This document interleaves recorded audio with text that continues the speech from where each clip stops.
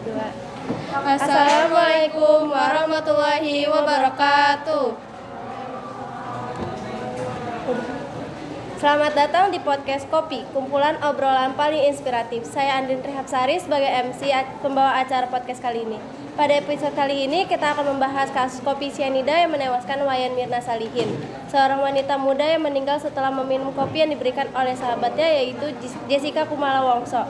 Kasus ini telah berlangsung sejak tahun 2016 dan baru-baru ini kembali mencuat karena adanya film dokumenter yang mengangkat kisah ini.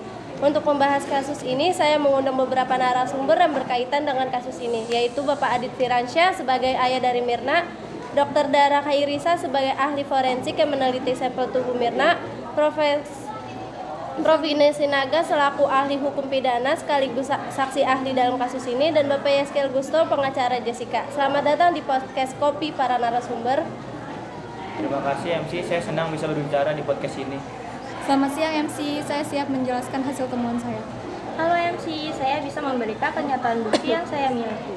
Salam MC, saya hadir untuk membela klien saya, Jessica. Baiklah, mari kita mulai dengan mendengarkan cerita dari Bapak Adit, ayah dari Mirna. Bapak Adit, bisa diceritakan kepada kami bagaimana awal mula kasus ini terjadi? Ya MC, kasus ini terjadi pada tanggal 6 Januari 2016 ketika anak saya, Mirna, bertemu dengan Jessica dan Hani, dua sahabatnya yang juga kuliah di Australia.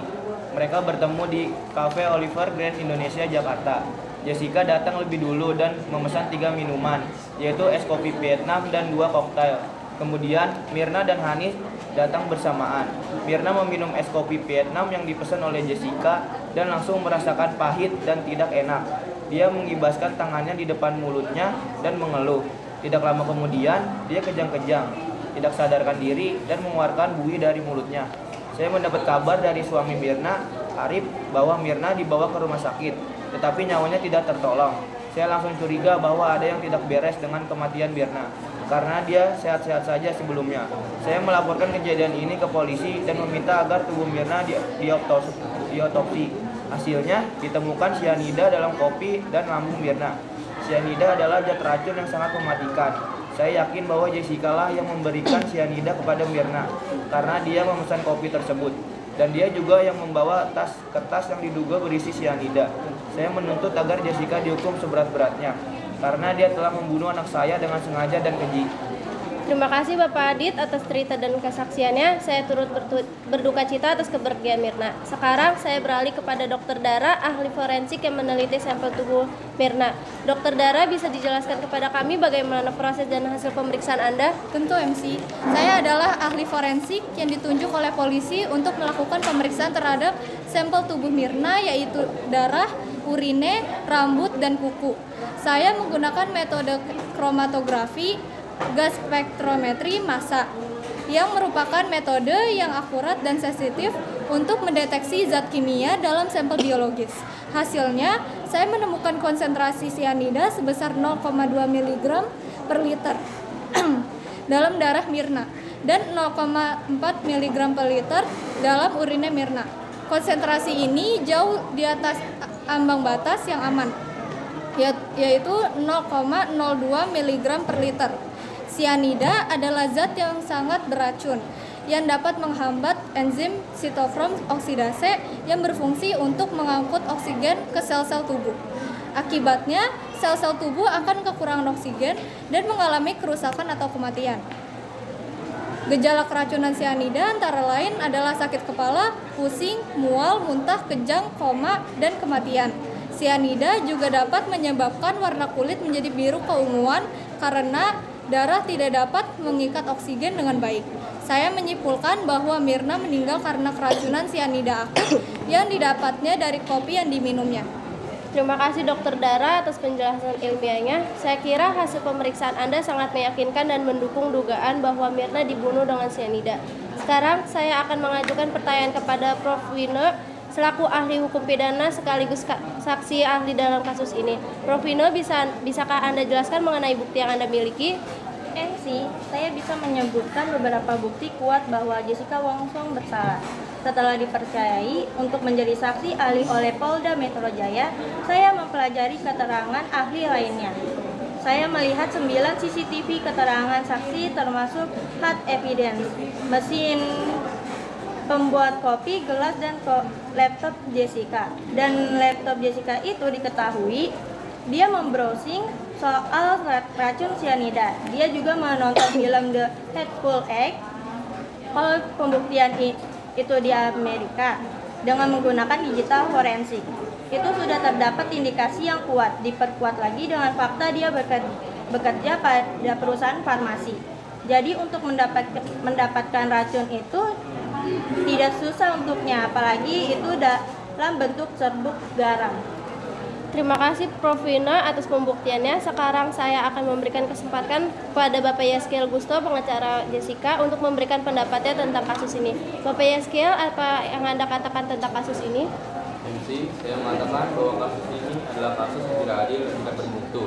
Kasus ini didasarkan pada dugaan dan asumsi yang tidak memiliki bukti yang kuat dan valid. Kasus ini dipaksakan oleh polisi dan jaksa yang ingin menutupi kelemahan dan kekurangan mereka dalam menangani kasus ini. Kasus ini dipengaruhi oleh media dan opini publik yang sudah membentuk prasangka dan stigma terhadap klien saya, Jessica.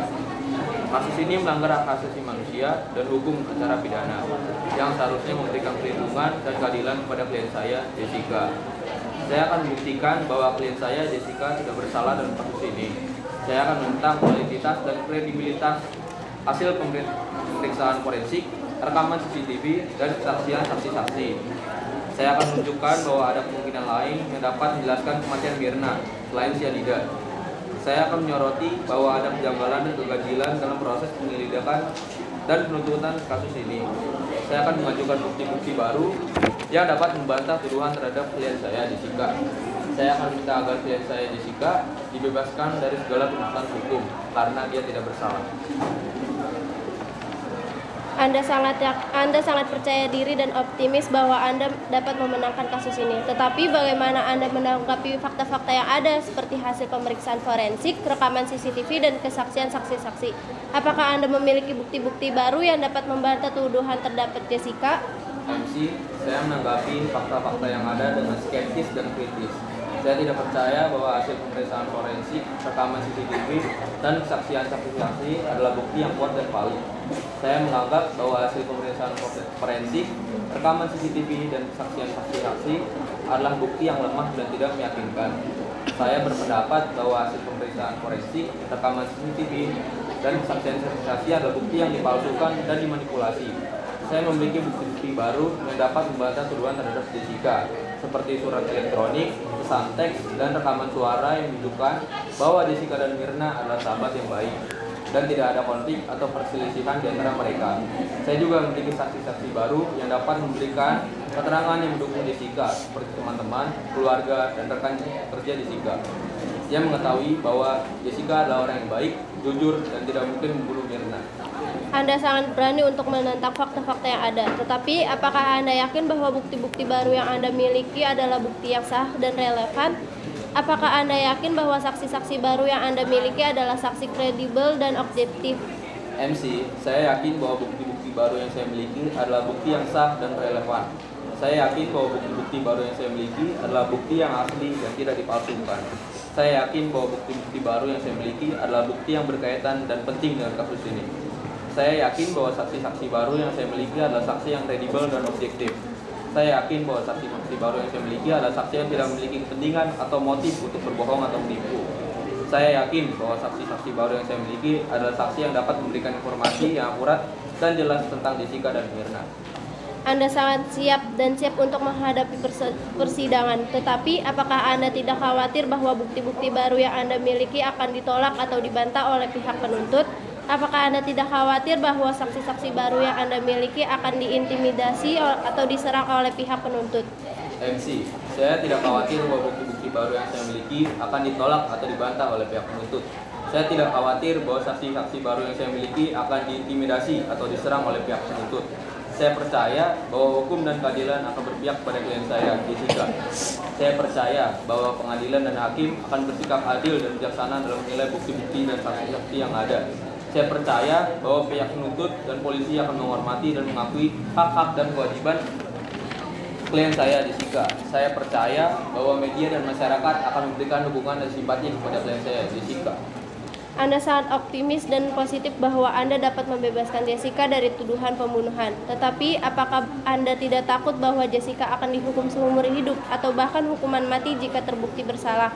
Apakah Anda tidak takut bahwa Jessica akan kehilangan segalanya jika terbukti bersalah? MC, saya tidak takut bahwa Jessica akan dihukum seumur hidup atau bahkan hukuman mati jika terbukti bersalah.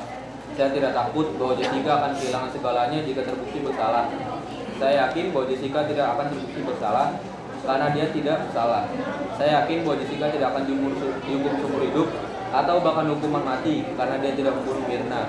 Saya yakin bahwa Jessica tidak akan kehilangan segalanya karena dia masih memiliki keluarga, teman, dan rekan kerja yang mencintai dan mendukungnya. Saya yakin bahwa Jessica akan mendapatkan kebebasan dan kebahagiaan yang dia layak dapatkan karena dia tidak bersalah. Terima kasih Bapak Yeskiel atas jawaban Anda. Anda telah memberikan pendapatan dan pembelaan yang sangat kuat dan meyakinkan untuk Jessica. Sekarang saya akan menutup podcast ini dengan mengucapkan terima kasih kepada semua narasumber yang telah berpartisipasi dalam podcast ini.